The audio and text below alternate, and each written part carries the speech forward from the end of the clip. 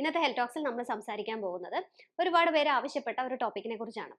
നമ്മളെല്ലാവരും പലപ്പോഴും കഴിക്കുന്ന ഒരു കാര്യമാണ് ഉണക്കമുന്തിരി എന്ന് പറയുന്നത്.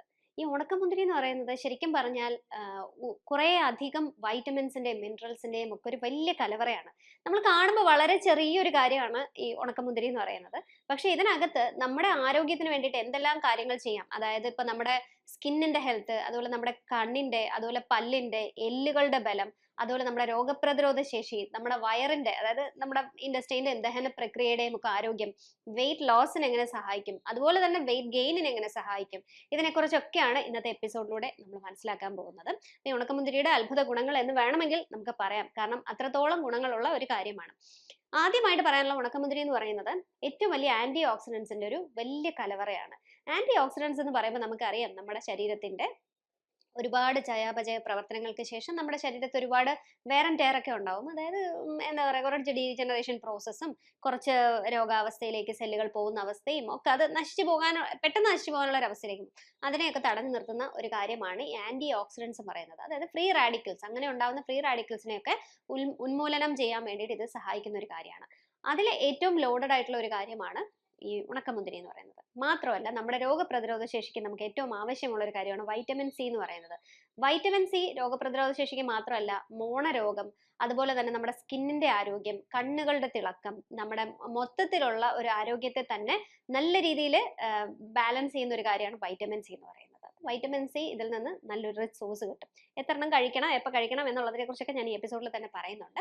അതുപോലെ തന്നെ മറ്റൊരു കാര്യം എന്ന് പറഞ്ഞാൽ പോളിഫീനോൾസ് എന്ന് പറഞ്ഞ ഫൈറ്റോ കെമിക്കൽസ്. ഈ ഫൈറ്റോ കെമിക്കൽസ് എന്ന് പറഞ്ഞാൽ നമ്മുടെ ശരീരത്ത് ഏതെങ്കിലും രീതിയിലുള്ള വൈറസോ ഫംഗസോ ബാക്ടീരിയ അല്ലെങ്കിൽ മൈക്രോ ഓർഗാനിസം ഏതെങ്കിലും എൻ്റർ ചെയ്ത് കഴിഞ്ഞാൽ ശരീരത്തിന് തന്നെ ഒരു ഇന്നേറ്റ് ഇമ്മ്യൂണിറ്റി ഉണ്ട് ഇതിനെ തന്നെ ഫൈറ്റ് ചെയ്ത് കളയാൻ വേണ്ടിയിട്ട്. അപ്പൊ അതിനെ കുറച്ചും കൂടെ ഒന്ന് എയ്ഡ് ചെയ്യുന്ന അല്ലെങ്കിൽ കുറച്ചും കൂടെ സഹായിക്കുന്ന ഒരു കാര്യമാണ് ഫൈറ്റോ കെമിക്കൽസ് എന്ന് പറഞ്ഞാൽ പ്ലാന്റ് ബേസ്ഡ് ആയിട്ടുള്ള കെമിക്കൽസ് ആണ്. അതിന്റെ പോളിഫിനോൾസിന്റെ ഒക്കെ ഒരു വലിയ കലവറയാണ് ഈ ഉണക്കമുന്തിരി എന്ന് പറയുന്നത്. അതുകൊണ്ടാണ് ഉണക്കമുന്തിരി കഴിക്കുമ്പോൾ നമുക്ക് ഇമ്മ്യൂണിറ്റി കൂടും, ഇതൊരു ഇമ്മ്യൂൺ ബൂസ്റ്റർ ആണ് എന്ന് പറയുന്നതിന്റെ ഒരു കാര്യം.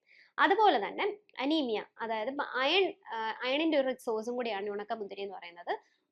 അയൺ ഡെഫിഷ്യൻസി കൊണ്ടുള്ള അനീമിയ അല്ലെങ്കിൽ രക്തക്കുറവ് വരുന്നവർക്ക് നമ്മൾ ഏറ്റവും ആദ്യം പറയുന്ന ഒരു കാര്യമാണ് ഈ ഉണക്കമുന്തിരി കഴിക്കണം എന്നുള്ളത്. ഉണക്കമുന്തിരി എങ്ങനെയാണ് കഴിക്കേണ്ടതെന്ന് ചോദിച്ചു കഴിഞ്ഞാൽ അതിനെക്കുറിച്ച് ഞാൻ പറയാം, കാരണം ഇതൊരു പ്രത്യേക രീതിയിൽ കഴിക്കുമ്പോഴാണ് കൂടുതൽ ഇഫക്റ്റീവ് ആവുന്നത്.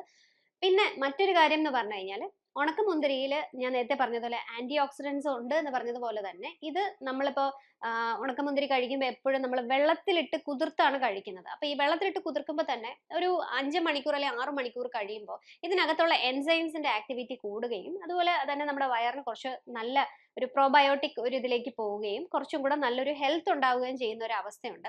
അപ്പൊ ഈ ദഹന പ്രശ്നം അല്ലെങ്കിൽ ഗ്യാസ് ഫോർമേഷൻ ഇങ്ങനെയുള്ള കാര്യങ്ങൾക്ക് ഒരു കൃത്യമായ അളവിൽ നമ്മൾ ഉണക്കമുന്തിരി എടുത്തു കഴിഞ്ഞാൽ വളരെ നല്ലതാണ്. അപ്പൊ കൃത്യമായ അളവ് ഓരോ അവസ്ഥയ്ക്കും ഞാൻ പറയാം ഏതൊക്കെയാണ് വേണ്ടതെന്നുള്ളത്. അപ്പൊ ഇതുപോലെ തുടങ്ങി കുറെ ഹെൽത്ത് ബെനിഫിറ്റ്സ് ഉണ്ട്. പിന്നെ നമ്മുടെ കാർഡിയോ വാസ്കുലർ സിസ്റ്റവുമായിട്ട് ബന്ധപ്പെട്ട് അല്ലെങ്കിൽ നമ്മുടെ രക്തചംക്രമണ വ്യവസ്ഥ, സർക്കുലേറ്ററി സിസ്റ്റവുമായിട്ട് ബന്ധപ്പെട്ട് പറയുകയാണെന്നുണ്ടെങ്കിൽ ഇതിനൊരു പൊട്ടാസ്യത്തിന്റെ കണ്ടന്റ് നല്ല രീതിയിലുണ്ട് ഈ ഉണക്കമുന്തിരിയിൽ. അപ്പൊ പൊട്ടാസ്യം എപ്പോഴും ഒരു വാസോ ഡയലേറ്റർ അല്ലെങ്കിൽ രക്തക്കുഴലുകൾ ഇപ്പം ഭയങ്കര ചുരുങ്ങി പോവുക, സമ്മർദ്ദം ഉണ്ടാവുക എന്നൊക്കെ പറയുന്ന ഒരു അവസ്ഥയുണ്ട്.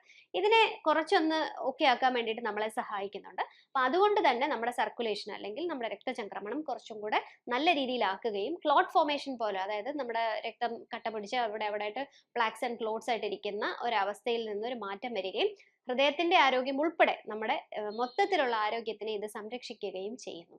അതുപോലെ തന്നെ മറ്റൊരു കാര്യം, നമുക്കൊരു എനർജി തരുന്ന ഒരു എനർജി ബൂസ്റ്റർ ആണ്.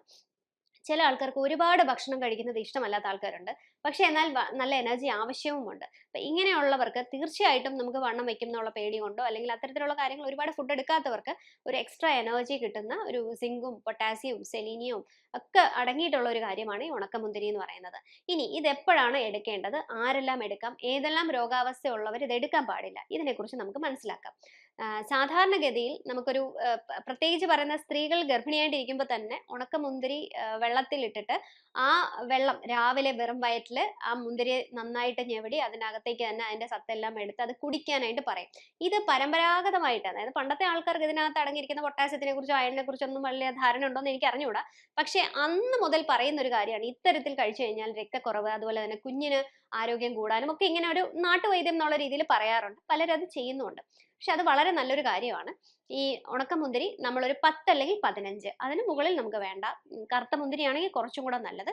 അത് നന്നായിട്ട് എടുത്തിട്ട് ആദ്യം നമ്മൾ മഞ്ഞൾപ്പൊടിയും ഉപ്പും വിനാഗിരിയും കൂടെ ഇട്ടിട്ട് നന്നായിട്ട് അതിനെ കഴുകുക. കുറച്ച് നേരം നമ്മൾ വെള്ളത്തിലിട്ട് വയ്ക്കുക. അതൊരു 5 മിനിറ്റ് വെള്ളത്തിലിട്ട് വെച്ചിട്ട് അതിനെ നന്നായിട്ട് കാരണം മുന്തിരിക്കകത്ത് എപ്പോഴും നല്ല രീതിയിൽ വിഷം അടിച്ചിട്ടാണ് അത്. മുന്തിരി തോട്ടത്തിൽ നമുക്ക് പോയി കഴിഞ്ഞാൽ മനസ്സിലാവും. അപ്പൊ നന്നായിട്ട് വിഷം അടിച്ചിട്ടാ വരുന്നത്. അപ്പൊ അതുകൊണ്ട് ആ വിഷാംശം നമ്മൾ ഗുണം ചെയ്യുന്നതിന് ദോഷമായി മാറാൻ പാടില്ല. അപ്പൊ അതുകൊണ്ട് നന്നായിട്ട് കഴുകിയെടുക്കുക. എന്നിട്ട് പല തവണ അത് കഴുകിയതിന് ശേഷം അത് ഞെവടി കഴുകാൻ പാടില്ല, ചീത്തയായി പോകും. അപ്പൊ അത് നന്നായിട്ട് കഴുകുക. കാരണം ഡ്രൈ ആയിട്ടിരിക്കുമ്പോൾ കുറച്ച് കുറച്ച് കട്ടി ഉണ്ടായിരിക്കുമല്ലോ. അപ്പൊ നന്നായിട്ട് കഴുകുക. കഴുകിയതിന് ശേഷം നമുക്ക് ശുദ്ധമായ വെള്ളം, അതായത് നമുക്ക് കുടിക്കാൻ ഉൾപ്പെടെ പറ്റുന്ന രീതിയിലുള്ള ഒരു അര ഗ്ലാസ് അല്ലെങ്കിൽ 1 ഗ്ലാസ് വെള്ളം എടുക്കുക. അതിലേക്ക് ഒരു 10-15 ഉണക്കമുന്തിരി ഇടുക. അതിപ്പം വെള്ളയായാലും കറുപ്പായാലും കുഴപ്പമില്ല. കറുപ്പുണ്ടെങ്കിൽ അത് കൊള്ളാം. അതിട്ടതിന് ശേഷം അടുത്ത ദിവസം രാവിലെ, തലേദിവസം രാത്രി നമ്മൾ ഇട്ട് വെക്കുക. അല്ലെങ്കിൽ ഇപ്പൊ രാവിലെയാണ് എടുക്കുന്നതെങ്കിൽ രാത്രിത്തേക്ക് വേണ്ടിയിട്ടാണെങ്കിൽ 5-6 മണിക്കൂർ നമ്മളിത് കുതിരാൻ വയ്ക്കുക. രാത്രി ഇടുന്നെങ്കിൽ അടുത്ത ദിവസം രാവിലെ എടുത്തിട്ട് ഇത് നന്നായിട്ട് അതിനെ ഒന്ന് മിക്സ് ചെയ്യുക. എന്ന് വെച്ചാൽ കൈയും കൊണ്ട് തന്നെ നമുക്ക് അതിനെ ഒന്ന് ഞെവടി ആ വെള്ളവും കൂടെ ചേർത്തിട്ട് നമ്മൾ രാവിലെ കുടിക്കുക. ഇത് വെറും വയറ്റിൽ കുടിക്കുന്നതാണ് എപ്പോഴും നല്ലത്. പക്ഷെ അങ്ങനെ ഇപ്പോൾ ഇതിന്റെ രുചി അത്ര സുഖകരമല്ല എന്ന് തോന്നുകയാണെങ്കിൽ, വെറും വയറ്റിൽ കുടിക്കാൻ ബുദ്ധിമുട്ടുള്ളവരാണെങ്കിൽ ഭക്ഷണം കഴിച്ച് കഴിഞ്ഞിട്ട് ഒരു 1-1.5 മണിക്കൂർ കഴിഞ്ഞിട്ട് വേണമെങ്കിൽ, രാവിലത്തെ ബ്രേക്ക്ഫാസ്റ്റ് കഴിഞ്ഞിട്ട് ഒരു 1.5 മണിക്കൂർ കഴിയുമ്പോൾ അല്ലെങ്കിൽ 1 മണിക്കൂർ കഴിയുമ്പോൾ നമുക്ക് ഇത് കുടിക്കാവുന്നതാണ്. ഇനി ചോദിക്കുക, ഈ വെള്ളം കുടിച്ചിട്ട് മുന്തിരി ചവച്ച് കഴിച്ചു കഴിഞ്ഞാൽ കുഴപ്പമുണ്ടോ? ഒരു കുഴപ്പമില്ല, അങ്ങനെയും കഴിക്കാം. എങ്ങനെയെങ്കിലും ഇത് അകത്ത് ചെല്ലുക എന്നുള്ളതേ ഉള്ളൂ. ഒരു കാര്യം, ശുദ്ധമായ വെള്ളമായിരിക്കണം, മുന്തിരി നന്നായിട്ട് കഴുകിയിട്ടുള്ളതായിരിക്കണം. കുതിർത്തതിന് ശേഷം കഴുകാനോ അല്ലെങ്കിൽ അതൊന്നും ചെയ്യാൻ പറ്റത്തില്ല. അപ്പൊ അതുകൊണ്ട് അതിന് മുമ്പ് തന്നെ നമ്മളത് ചെയ്യുക. ഇത് ഒരു കാര്യമാണ്. അടുത്തത്, ഡയബറ്റിക് ആയിട്ടുള്ള പേഷ്യൻസ് ഇത് ഉപയോഗിക്കുന്നത് കുറയ്ക്കുക. ഞാനിപ്പോൾ ഇതിങ്ങനെ പറഞ്ഞാലും ഡയബറ്റിക് ആണ് നിങ്ങൾ എന്നുണ്ടെങ്കിൽ തീർച്ചയായിട്ടും നിങ്ങളെ ചികിത്സിക്കുന്ന ഡോക്ടറിന്റെ അഡ്വൈസ് പ്രകാരം നിങ്ങളുടെ HbA1c പോലുള്ള കണക്കുകൾ വെച്ച് അതിനനുസരിച്ചാണ് നമുക്ക് എത്ര തോതിൽ ഇൻടേക്ക് അകത്തേക്ക് എടുക്കാം നമുക്ക് പറയാൻ പറ്റുന്നത്. കാരണം ഇതിനകത്ത് കുറച്ച് ഷുഗർ കണ്ടന്റ് എന്തായാലും ഉണ്ട്. നാച്ചുറൽ സ്വീറ്റ്നർ എന്നുള്ള രീതിയിൽ നമ്മൾ പറയുമ്പോൾ അപ്പം ഷുഗർ ലെവൽ വേരിയേഷൻ ഉള്ള സാധ്യതയുണ്ട്. ഇത് ഒരു കാര്യം. അപ്പം അതാണ് ഒരു കാര്യം. തൈറോയിഡ് ഉള്ള പേഷ്യൻസിന് ഇത് എടുക്കുന്നുണ്ട്, വലിയ പ്രശ്നങ്ങളില്ല.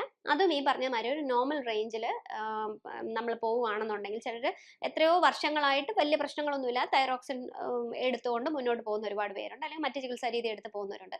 അവരെ സംബന്ധിച്ച് ഇത് പ്രശ്നമില്ല. പക്ഷേ വലിയ വേരിയേഷൻ ഉള്ളവരുണ്ട്. അതായത് ചിലപ്പോൾ വളരെ താഴത്തെ ലെവൽ 0.001 എന്നൊക്കെ പറഞ്ഞ് കാണിച്ചിട്ട് ചിലപ്പോൾ അബവ് 100 കാണിക്കുക, അല്ലെങ്കിൽ അങ്ങനെ നമുക്ക് ആ രീതിയിൽ ഇങ്ങനെ ഒരു വളരെ വലിയ ഫ്ലക്ച്വേഷൻ കാണിക്കുന്ന ആൾക്കാരാണെന്നുണ്ടെങ്കിൽ തീർച്ചയായിട്ടും നിങ്ങൾ ഇത്തരത്തിലുള്ള കാര്യങ്ങൾ എടുക്കാതിരിക്കുക. ഇനി അതല്ലാത്ത പക്ഷം വലിയ പ്രശ്നമില്ല. ഇനി മറ്റൊരു കാര്യം എന്ന് പറഞ്ഞാൽ, ഈ എന്തെങ്കിലും രീതിയിലുള്ള കാർഡിയാക് കംപ്ലയിൻസ് ഉള്ളവരോ അല്ലെങ്കിൽ ലോ BP ഉള്ളവരോ തീർച്ചയായിട്ടും ഇത് എടുക്കുമ്പോൾ നമ്മൾ ഇതിന്റെ അളവ് ഒരു 4-5 എണ്ണം ഒന്നും എടുത്താൽ കുഴപ്പമില്ല. പക്ഷെ 10 എണ്ണത്തിന് മുകളിലേക്ക് എല്ലാ ദിവസവും എടുക്കുന്നത് റെക്കമെൻഡ് ചെയ്യുന്നില്ല. മാത്രമല്ല, നിങ്ങളെ ചികിത്സിക്കുന്ന ഡോക്ടറിന്റെ അഡ്വൈസ് പ്രകാരം മാത്രം. ആരോഗ്യ പ്രശ്നമുള്ളവരാണെങ്കിൽ, നിങ്ങൾ മേൽ പറഞ്ഞ ആരോഗ്യ പ്രശ്നമുള്ളവരാണെങ്കിൽ തീർച്ചയായിട്ടും അതിനുശേഷം വേണം ഇത് ഉപയോഗിക്കാനായിട്ട്. പിന്നെ രാത്രിയിൽ എടുക്കുന്നത് കൊണ്ട് ബുദ്ധിമുട്ടില്ല. പക്ഷെ ഇപ്പം ദഹന പ്രശ്നങ്ങൾ ഉള്ളവരാണെന്നുണ്ടെങ്കിൽ രാത്രിയിൽ എടുക്കുമ്പം ഒരുപാട് ലേറ്റ് നൈറ്റ് എടുക്കുന്നെങ്കിൽ ദഹിക്കാനുള്ള അതിനൊരു തോലിന് കട്ടി ഉണ്ടെങ്കിൽ ഒരു പക്ഷേ ബുദ്ധിമുട്ടുണ്ടാവും, അല്ലെങ്കിൽ ഗ്യാസ് ഫോർമേഷൻ ഉണ്ടാവാനുള്ള ഒരു സാധ്യത ഉണ്ട്. അതുകൊണ്ട് മോർണിംഗ് അവേഴ്സ് തന്നെയാണ് എപ്പോഴും നല്ലതായിട്ട് പറയുന്നത്.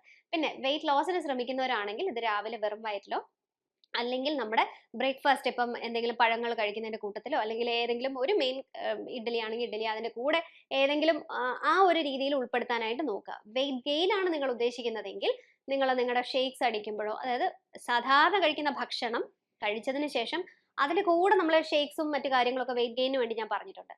അതിന്റെ കൂടെ നമുക്ക് ഇതുപോലെ 10-15 റേസിൻസ് കൂടെ ആഡ് ചെയ്യുകയാണെങ്കിൽ വെയിറ്റ് ഗെയിനിനെ സഹായിക്കും, അല്ലാത്ത പക്ഷം വെയിറ്റ് ലോസിനും സഹായിക്കും. അപ്പൊ ഇങ്ങനെ തുടങ്ങി ഒരുപാട് ആരോഗ്യ ഗുണങ്ങളുണ്ട്. ഇനി കുട്ടികൾക്ക് കൊടുക്കാമോ എന്ന് പലരും ചോദിക്കാറുണ്ട്. വിഷാംശമില്ലാത്ത ശുദ്ധമായ ഉണക്കമുന്തിരി ആണെങ്കിൽ തീർച്ചയായിട്ടും കുഞ്ഞുങ്ങൾക്ക് കൊടുക്കൊണ്ട് കുഴപ്പമില്ല. അതൊരു 5 എണ്ണത്തിനും 10 എണ്ണത്തിനും അകത്ത് മതി. കുട്ടികൾക്ക് ഒരു 10 വയസ്സിന് താഴെയൊക്കെ ആണെങ്കിൽ 10 എണ്ണത്തിന് അകത്ത് മതി. അല്ല 10 വയസ്സ് 12 വയസ്സിനൊക്കെ മുകളിലാണെങ്കിൽ സാധാരണ നമ്മൾ കഴിക്കുന്ന പോലെ 15 എണ്ണമൊക്കെ കഴിക്കുന്നതുകൊണ്ട് യാതൊരു പ്രശ്നമില്ല. അപ്പോൾ ഇന്ന് ഈ പറഞ്ഞ ഒരു ടോപ്പിക് എന്ന് പറയുന്നത് വളരെ പ്രധാനപ്പെട്ട ഒരു കാര്യമാണ്. നമുക്ക് സുലഭമായിട്ട് കിട്ടുന്നതാണ്, ചെയ്ത് നോക്കാൻ പറ്റുന്ന ഒരു കാര്യമാണ്. തീർച്ചയായിട്ടും നിങ്ങൾ ഇത് ട്രൈ ചെയ്ത് നോക്കുക. എന്നിട്ട് ഇതിനെക്കുറിച്ചുള്ള അഭിപ്രായമൊക്കെ പറയുക. അതുപോലെ നിങ്ങൾക്ക് അറിയാൻ താല്പര്യമുള്ള വിഷയത്തെക്കുറിച്ചും ഞങ്ങളെ അറിയിക്കുക. Thank you so much and keep watching.